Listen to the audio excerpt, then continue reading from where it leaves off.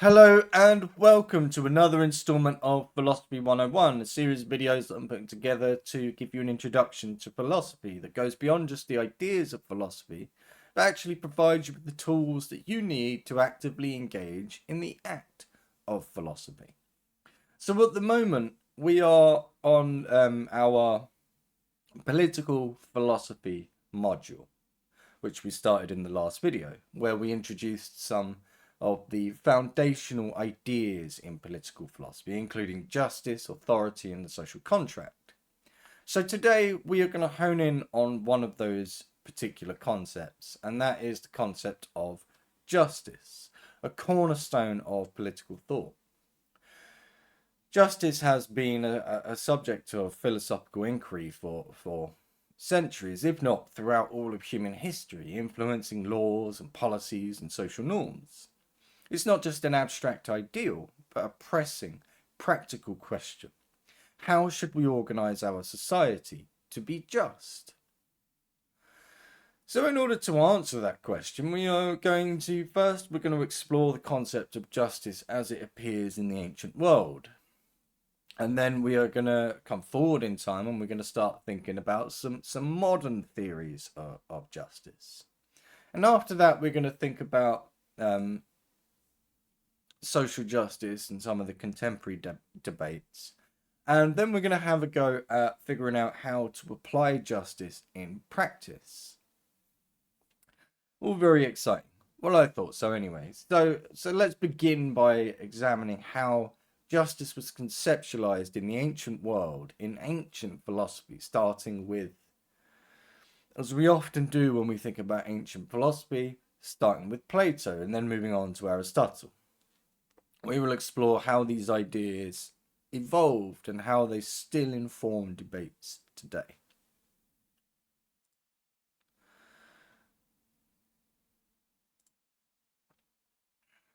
So let's start with Plato. So Plato, in his great work The Republic, provides one of the earliest and most detailed accounts of justice. He conceptualizes justice as a state of harmony within both the individual and society. He explains this through his tripartite theory of the soul, where reason, spirit, and appetite must work together harmoniously. He writes, "Justice is doing one's own work and not meddling with what is not one's own." And he wrote that in the Republic.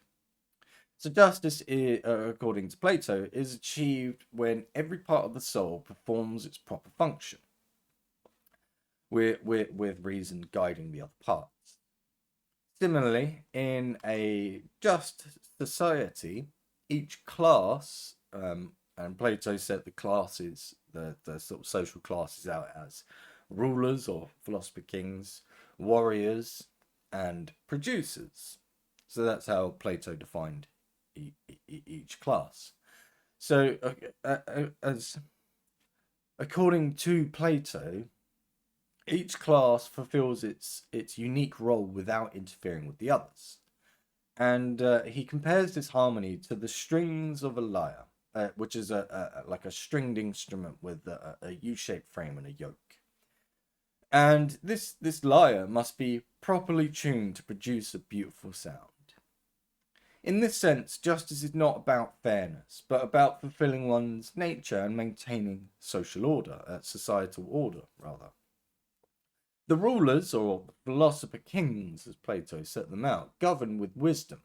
The warriors ensure security, and the producers provide for material needs. This division reflects a belief that justice is not about uniformity, but about ensuring each component, whether in an individual or society, performs optimally. In the Republic, Plato writes, "Justice in the city resembles justice in the soul." And that's quite a heavy quote. Plato was an excellent philosopher, possibly the greatest of all time, but he was also an incredible writer and had a fantastic way with words. So Plato's analogy highlights the interdependence of individual and societal justice. He emphasizes that specialization and adherence to one's role are essential for societal stability. While some criticize his idea as rigid or hierarchical, others argue that his emphasis on order and function remains relevant in discussions about governance and social roles today. For example, consider how we delegate responsibilities to experts in modern societies, such as doctors, engineers, or policymakers. This role requires a level of harmony to ensure societal progress. So, as you can see next to me, there is a question to answer, and this question is something that will help to thinking about this question will help to solidify Plato's ideas, hopefully. So, as you can see from the question, it says, do you agree with Plato's idea that justice is about fulfilling your role in society? Why or why not? And can this concept be applied to modern debates about social roles? So I want you to pause the video, obviously, and answer this in the comments. Take your time. Don't rush it. But, have a really good think about it. So obviously pause the video and respond. So some of the things you might have thought of to say in your response could be something like, I agree with Plato because specialization ensures that people contribute where they are most skilled, which benefits society as a whole. Or you might go the other way and say that you disagree. Defining roles can be too rigid and may prevent individuals from pursuing their passions or their talents. And you may say something like, this concept could apply in modern professions, like having experts in public health lead pandemic responses, but it risks reinforcing social hierarchies. So those are just some things to think about. That is not the definitive be-all and end-all of potential answers. That is barely scratching the surface, but I'm just throwing them out there to give you, if you're struggling to answer that question, to give you some threads that you can grab onto and start to formulate a proper response. So now that we have thought about Plato's concept of justice, we can expand on that by moving on to one of Plato's greatest students, which is Aristotle. So Aristotle's view of justice is something that actually builds directly upon Plato's ideas, which is hardly surprising when you consider the fact that obviously Aristotle was Plato's student. But Aristotle also introduces a greater emphasis on proportionality and fairness. In his Nicomachean Ethics, Aristotle defines justice as giving each their due and distinguishes between two forms, as you can see on the screen next to me. So we have distributive justice and corrective justice. So distributive justice is the form that deals with the fair allocation of resources based on merit, need, or contribution. Aristotle explains justice involves proportion. What is just is something proportional. And that also comes from Nicomachean Ethics, book 5, I believe. So, for example, a talented athlete might receive more, like recognition and reward for than somebody with, less skill in that area because their contribution is greater. And this notion is often reflected in how modern societies reward individuals with varying levels of achievement, such as higher salaries for specialists or awards for excellence. Corrective justice is the form that addresses imbalances caused by wrongdoing. Aristotle argued that justice involves restoring equality when harm or injustice occurs, often through compensation or punishment. For instance, in the case of theft, corrective justice would require the thief to return what was stolen to restore balance. Corrective justice is the foundation for basically all modern legal systems, ensuring accountability and restitution for harm caused. So Aristotle's broader framework of justice is deeply connected to his idea of virtue ethics, which is something that we have explored in greater detail in past videos in this series. So in Aristotle's virtue ethics, justice is it's a moral virtue aimed at achieving the common good. And he also notes that justice is the complete virtue, as it requires individuals to act not only in their own interests, but also in the interest of others. And this perspective encourages what you might call a holistic approach to fairness, blending individual and societal well-being. In Nicomachean Ethics, Aristotle writes, "Justice is equality, but equality for those who are equal, and inequality for those who are unequal." It's an interesting quote, right? So really, I think the point of that is that Aristotle's focus on proportionality challenges the modern idea of sort of absolute equality, suggesting instead that fairness depends entirely on the context. These principles remain influential in discussions about legal systems, economic policies, and ethical practices. However, critics argue that his emphasis on merit can perpetuate existing inequalities if the criteria for merit are biased. In practical terms, his ideas compel us to examine policies like income tax brackets or affirmative action, where fairness is not about equal treatment, but about equitable outcomes. So now that we have done a bit of an exploration of Aristotle's idea of justice, we can start to try we can try and put that into some sort of meaningful context by attempting to answer this question. So what I want you to do is write an example of a situation where distributive justice applies and one where corrective justice applies. And obviously share your responses in the comments. Pause the video to do that and then come back. So let's have a think about some of the potential responses, because now if this was in a classroom, this would just be a conversation, right? I would put the question to the room, and you as the people in the room would then respond, right? So they'd be back and forth. However, I'm on YouTube, so we can't do that. So I want you to respond in the comments, and I'm going to throw some ideas out there, some threads out there for you to grab hold of if you're struggling to answer that question.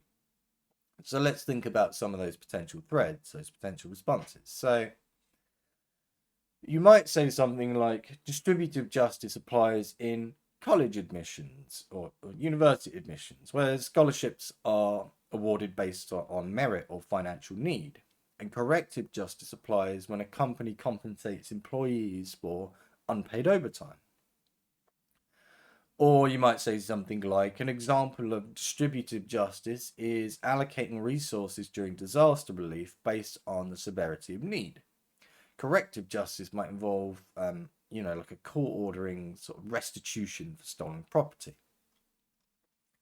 Or you might say something like, distributive justice could apply to performance-based bonuses at work, and corrective justice is evident in laws requiring companies to clean up the environmental damage they've caused. So that is a brief exploration of some of the ancient ideas around justice, and I say brief, it does contain everything you need to know, right? So perhaps not that brief, but it does contain all the important stuff. So now that we have thought about justice in the ancient world, we can come way forward in time and we can start to think about some of the more modern theories.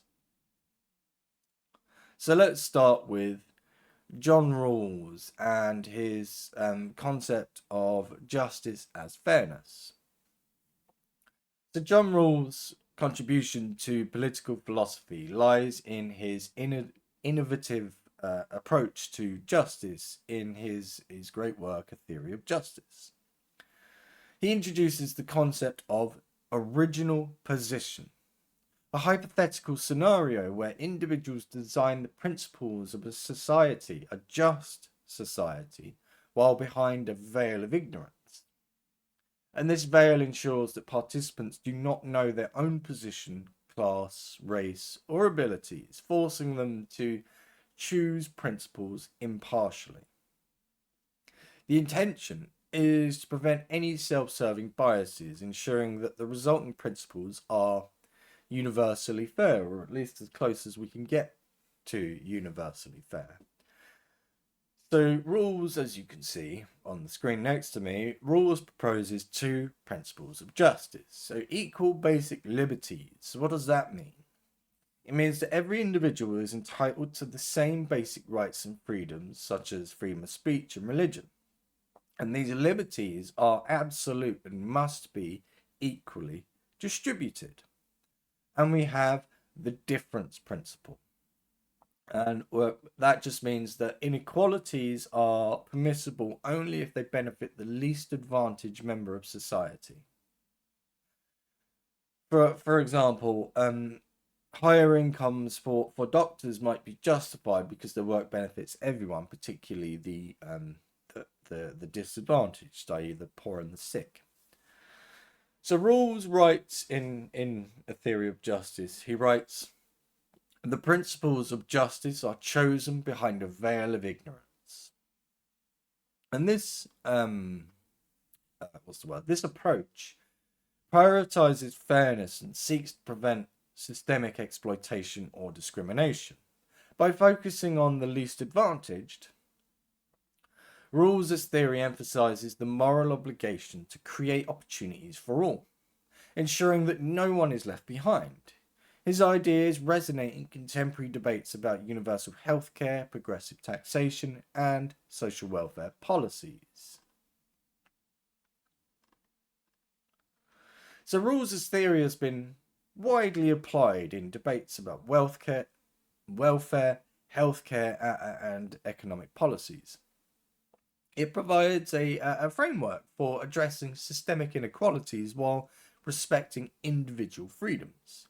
Critics, however, argue that this principle may be challenging to implement in practice, especially in diverse societies with competing interests. For example, balancing the needs of the least advantaged with incentives for innovation can create practical dilemmas. So now that you have heard about Rawls' idea, his idea of justice as fairness, we can attempt to solidify our newfound knowledge by trying to answer a question. So as you can see next to me, there is a question. So how would Rawls' principles apply to debates about wealth redistribution or universal healthcare? Would his approach lead to practical solutions? So I want you to pause the video, jump in the comments and respond to that and answer that. That'd be fantastic.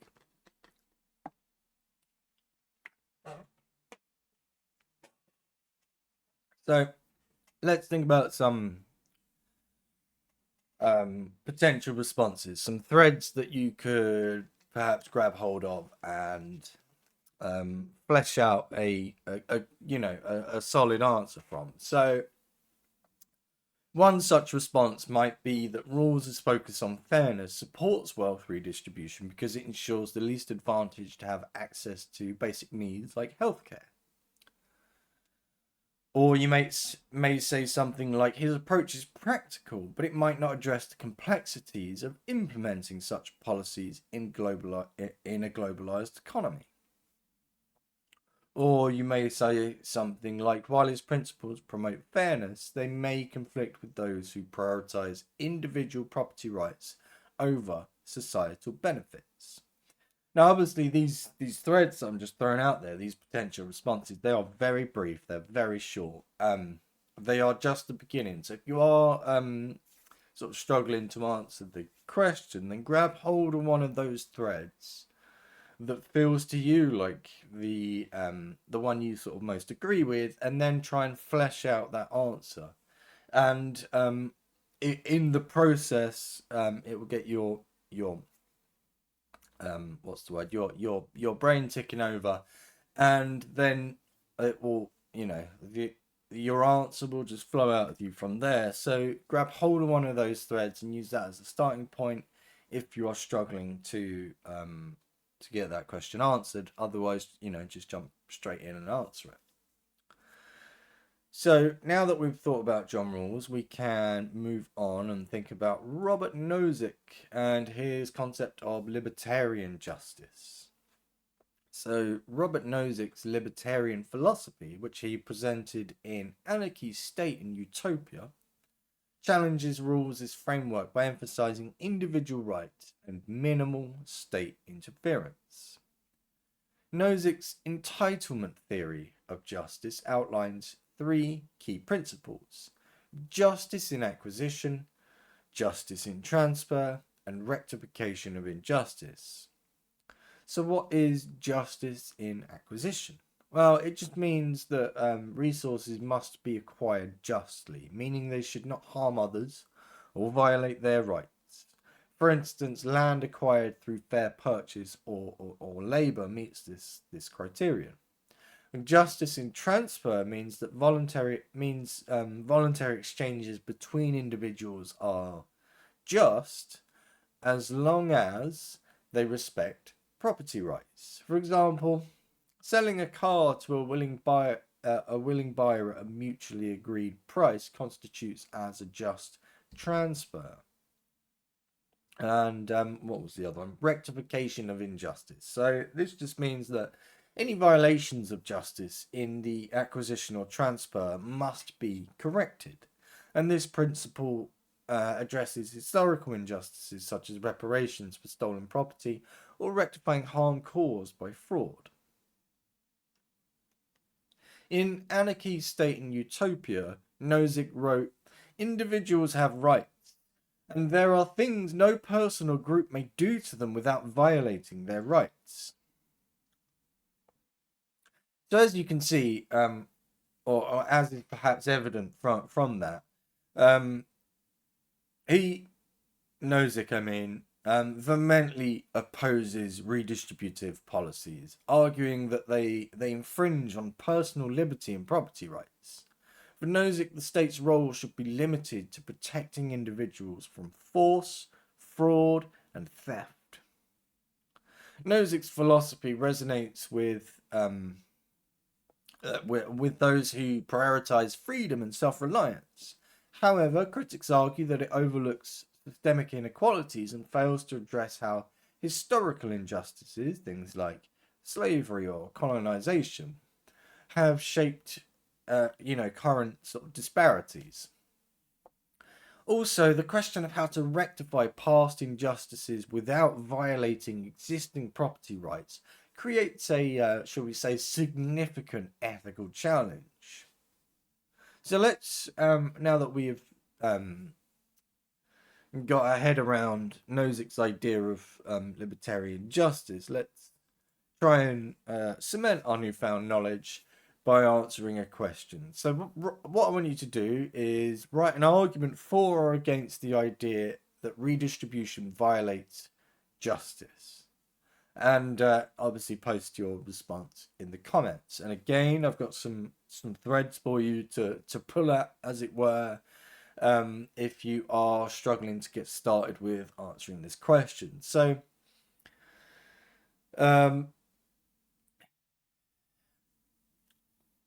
some potential responses to this question could be something like, redistribution violates justice because it takes from individuals who earn their wealth, and it does and it gives it to others without consent. Or you could say, start off saying something like, redistribution does not violate justice if it ensures everyone has a fair starting point and addresses historical inequalities.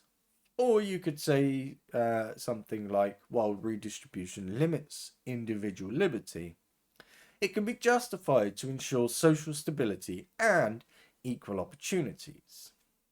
So if you haven't already, I want you to pause the video and jump in the comments and respond to that question.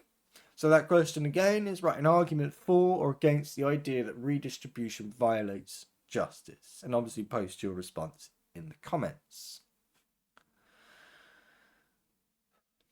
So now that you have answered that question, we can think about a controversial, to say the least, a controversial figure, Karl Marx. Specifically, his idea of justice as addressing structural inequality. So Karl Marx provides a revolutionary critique of justice that focuses on systemic inequalities inherent in capitalist systems. For Marx, justice is not about balancing individual rights or creating fairness within the system, but about dismantling the structures that perpetuate inequality. In his work, Critique of the Gotha Programme, Marx writes, "From each according to his ability, to each according to their need." So this principle highlights his vision of a just society where resources are distributed based on need rather than like merit or contribution. And Marx argues that the capitalist system is fundamentally exploitative because it enables the accumulation of wealth by a small elite group of individuals through the labour of the working class. And he sees this as as unjust and believes that true justice requires the abolition of class divisions and private ownership of means of production. Under Marx's framework, justice is achieved through a classless society where wealth and resources are collectively owned and managed for the common good. So as you can see next to me, Marx's justice really can be distilled down into three main points. Justice requires abolishing capitalist structures, redistribution of wealth based on need, and focusing on addressing systemic inequality. So in Marx's most famous work, the Communist Manifesto, he writes, "The history of all hitherto existing society is the history of class struggles." Marx's theory forces us to confront systemic inequalities and the ways in which social structures perpetuate them. While his ideas have been influential in labour movements and critiques of capitalism, critics argue that his vision of justice is difficult to implement without risking other values like liberty or individual initiative.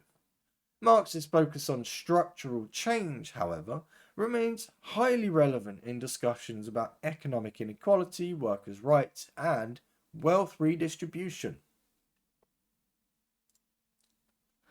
So, a question that's going to help us to solidify our newfound knowledge about the ideas of Karl Marx, and perhaps more importantly, put it into some sort of more a more meaningful context for us as individuals. So, the question is, how does Marx's view of justice differ from Rawls or Nozick's? And which do you find more compelling and why? So I want you to have a really, really, really good think about this one. And when you do, so the name Karl Marx has a lot of controversy attached to him, and rightly so, because of the way that his ideas have been implemented in various places around the world. However, and I know this is difficult to do and easy to say, but I would request that when you answer this question, you try and put that stuff to one side for the moment, because we're just focusing on Marx's concept of justice, not the whole thing, right? And not the poor implementation of it that we've seen in the world, and so on and so forth. So try and remove any of the sort of what's the word?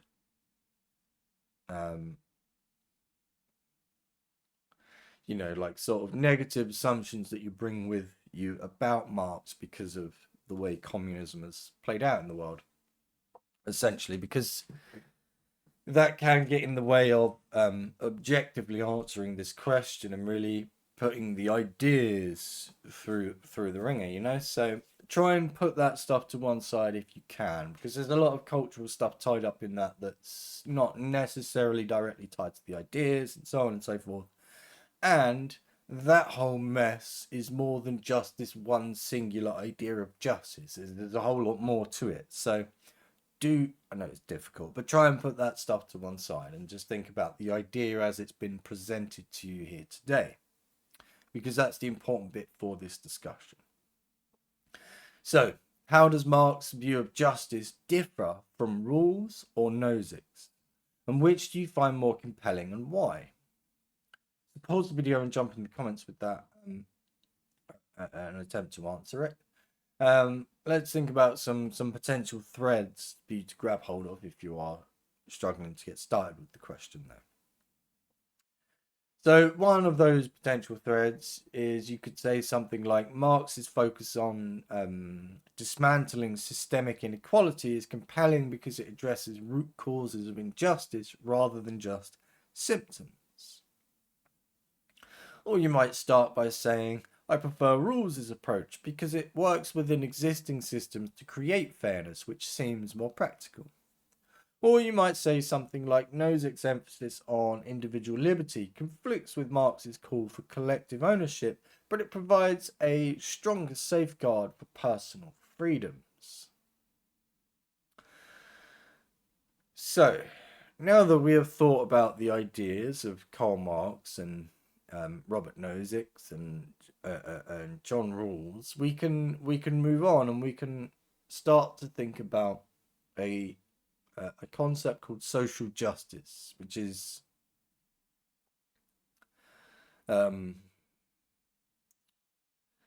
something that has been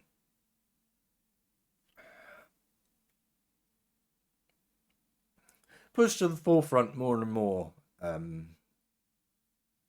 in recent years. Now, it's always been a thing, social justice, always, but it's become in recent years it's certainly picked up more steam, I would say. So it's certainly become a more popular concept. So social justice, really, it emphasizes the addressing of systemic inequalities and the promotion of fair treatment for all. And it is closely tied to issues like racism and gender inequality and economic disparities. So the question at the heart of social justice is, how can we create a society where everyone has equal opportunities to succeed? And this question is really important. I think it's a question that's perhaps at the core of all of these ideas, really, in some capacity, right? So this concept, it builds on the recognition that historical and structural disadvantages create barriers for certain groups. Social justice seeks to dismantle these barriers and create systems that ensure equal access to resources, opportunities, and rights. For example, affirmative action policies aim to address inequalities in education and employment caused by systemic discrimination. So, some key areas of focus in social justice include things like economic justice, i.e. reducing income inequality and ensuring fair wages; racial justice, addressing systemic racism in institutions like policing and education; and gender equality, so like promoting equal rights and opportunities regardless of gender. Social justice challenges us to consider the role of privilege, power dynamics, and systemic oppression in shaping opportunities and outcomes. For example, movements like the civil rights movement or advocacy for pay transparency highlight the systemic barriers that many face, in sort of achieving equality. Critics, however, caution against overreach, suggesting that some policies might unintentionally create new forms of inequality or resentment. And there is something to that complaint, to that criticism, because I think actually we see it in our daily lives. We see in places almost like an overcorrection, which in turn leads to new forms of inequality or resentment. So it is it's a valid criticism. As you can see on the screen next to me, there's a couple of key questions that get right at the heart of social justice, and we've sort of touched on this in some sense anyway. But those key questions are: how do we define fairness in a diverse society? And what policies promote equality of opportunity? So these are questions that come at the core of social justice, especially when we're thinking about making policy and things like that. So they are important, and I want you to bear those questions in mind, because I have a question I want you to answer. And this is going to help to sort of solidify our newfound knowledge about social justice. So, as you can see from the slide, there is a question: how do policies like affirmative action or universal basic income contribute to social justice? And are they effective in addressing systemic inequalities? So really, really think about this. A big question, right? Really, really think about this. And obviously pause the video and jump in the comments and respond. But let's throw some threads out there in case you're struggling to get started with answering this question. So let's think about some possible responses. So you could say something like affirmative action helps to level the playing field by providing opportunities to those who face systemic barriers, making it an effective tool for social justice. Or you might say something like universal basic income can reduce economic disparities, but it might not address deeper issues like systemic racism or gender inequality. Or you could say something like, while these policies address the symptoms of inequality, they need to be paired with education and systemic reform to create lasting change. So those are just some ideas, some threads that I've thrown out there for you to grab hold of, to start formulating your own answers. And I do really want you to think about this. So if you haven't done already, pause the video, jump in the comments and respond to that question. And now that you've done that, we can move on. So let's do a little case study, as it were. So in this particular example, the case study is wealth inequality. So these couple of case studies that we're going to do, really they are, what we're doing is we're taking some issues that exist in the world, and we are going to attempt to apply the ideas of that we've discussed in this video and the thinkers that we've discussed in this video to these case studies. So wealth inequality. So I mean, basically it's perhaps the most pressing social issue of our time. If it's not the most pressing social issue of our time. It's up there, right? And the various theories of justice that we've discussed, they provide different frameworks for addressing this problem. So John Rawls would say that redistribution is justified to benefit the least advantaged. For Rawls, policies like progressive taxation or social safety nets align with justice because they ensure fairness. Whereas Nozick would say that redistribution violates property rights. Nozick argues that as long as wealth is acquired and transferred justly, there is no moral obligation to redistribute.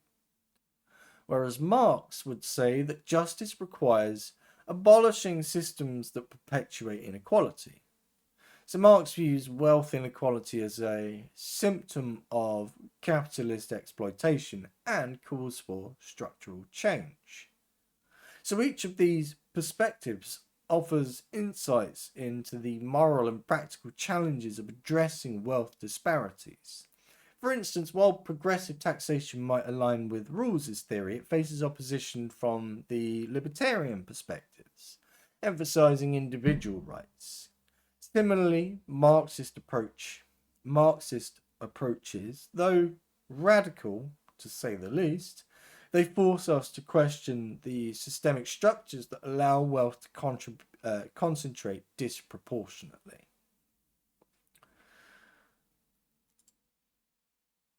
So, which theory that we've talked about, that we've discussed so far, which theory provides the best framework for addressing wealth inequality, and why? Have a think about that. And obviously pause the video, jump in the comments to respond. But let's throw some threads out there to help get the ball rolling, right? So you might say something like, Rawls' framework is most practical because it balances fairness with economic productivity. Or you could be in favour of Nozick and say that Nozick's emphasis on property rights is essential for individual freedom, but it doesn't address systemic barriers. Or you could go down the Karl Marx road and say that Marx's approach may seem radical, but it highlights the need to address structural inequalities at their root. So that is the issue of wealth inequality that I want you to apply those theories of justice to, and obviously answer that question. And then now we are going to move on to another one, and this time it's to do with climate justice, because the climate is it's a really prevalent issue here and now in the modern world, and just in much the same way that wealth inequality is. So it's something that we're all experiencing, we're all involved in, and so on, right? So climate justice attempts to address the unequal impact of climate change on different regions and communities. So it tries to highlight the moral responsibility of wealthier nations and higher polluters to take greater action in mitigating environmental damage and supporting vulnerable populations. So the various theories of justice that we've talked about, they offer distinct perspectives on how to address this issue. So Rawls would say that his difference, that according to his difference principle, wealthier nations are they are the least disadvantaged, and therefore they have the greatest moral duty to take the lead in combating climate change. And this could involve funding renewable energy products in developing countries, or contributing more to international climate agreements, or and so on, right? And for Rawls, such efforts benefit the least advantaged globally, aligning with the principle of fairness. Fairness under Aristotle's framework suggests proportional contributions. Those who contribute more to pollution should bear greater responsibility for mitigation. Policies like carbon taxes, where polluters pay based on their emissions, align with this idea of proportionality. Obviously, for the sake of this particular example, we're going to pretend like the carbon taxes are actually being used to offset carbon, and so on. I'd completely gloss over that point, if I'm honest. But the point is it's still nonetheless very relevant. So these policies, that we have, these carbon taxes, the greatest polluters pay the greatest tax, and that in itself aligns with that sort of Aristotelian idea of proportionality. Nozick's libertarian view would emphasize respecting property rights and voluntary agreements over sort of coercive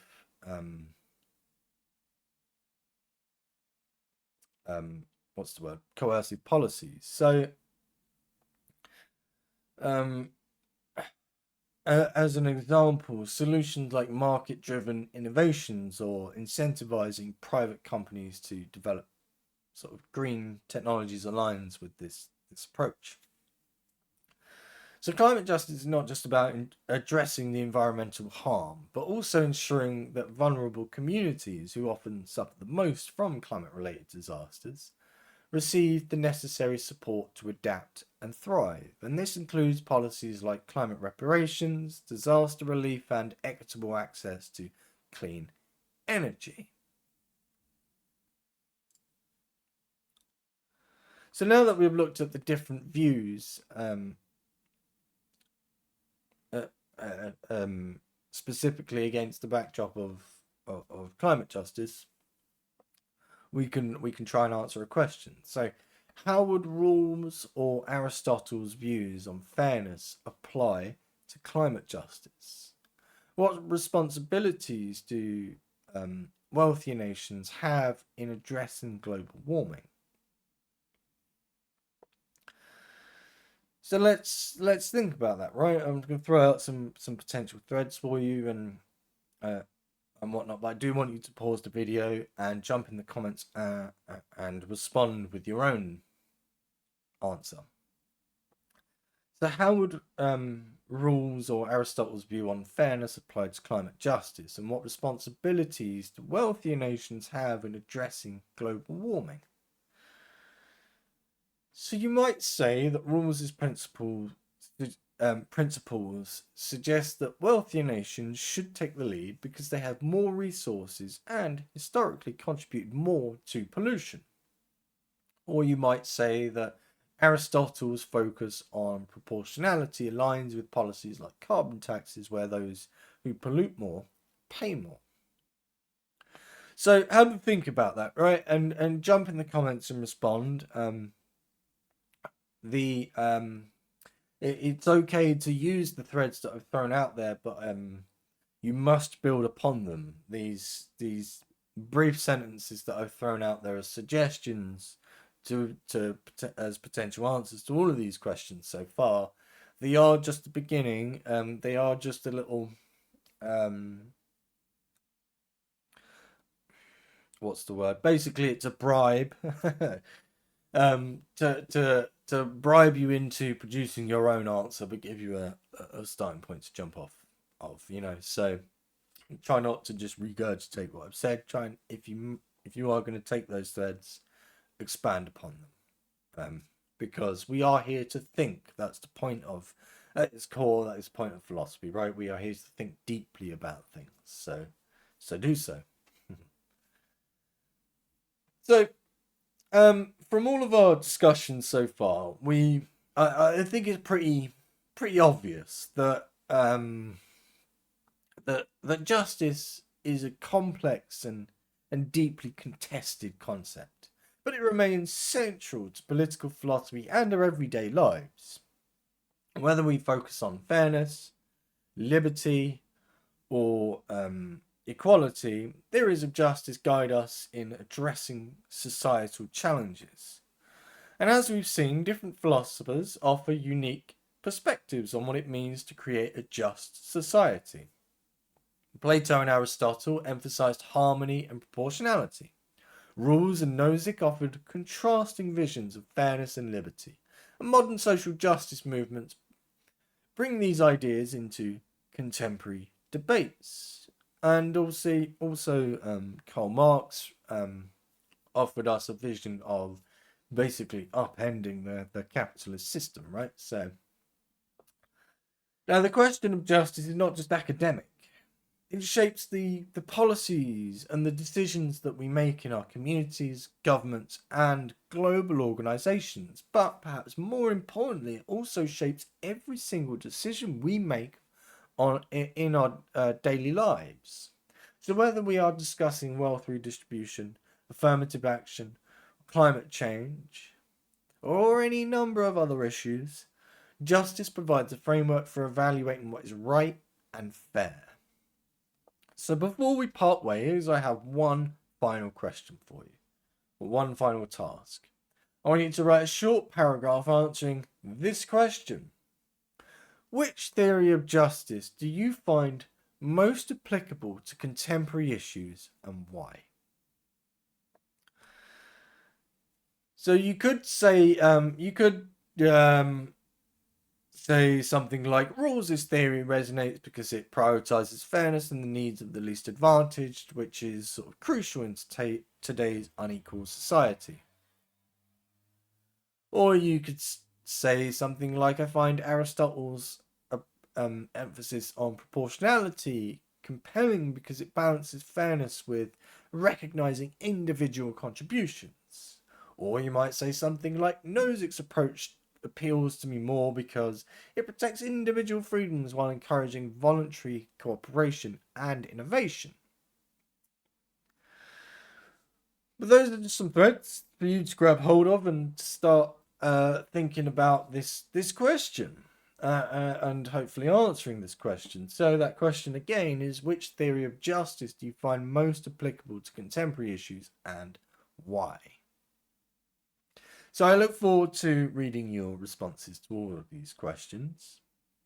And we're at the end now, obviously. So I want to thank you very much for your time today and your attention, and for allowing me to help you on your learning journey. It is an honor to be able to help you in this capacity. So if you haven't done already, I would very much appreciate if you could like the like the video and subscribe to the channel. That was what I was trying to say. It will mean that YouTube will show you more of my stuff, which is fantastic for me, obviously. But more importantly, YouTube will get the message that you're interested in the topic, right? And it will start showing you other creators and other thinkers talking about these topics as well, which means that you are able to widen your perspective and not be pinned down by any one particular interpretation at any one time. But yeah, so thank you very much for your time today. It's been fantastic to share. And in the next video, which I hope to see you on, we are going to delve into liberty, and we're going to explore its different dimensions, from freedom from interference to freedom to achieve one's potential. So I can't wait to see you there. But until then, take care and goodbye.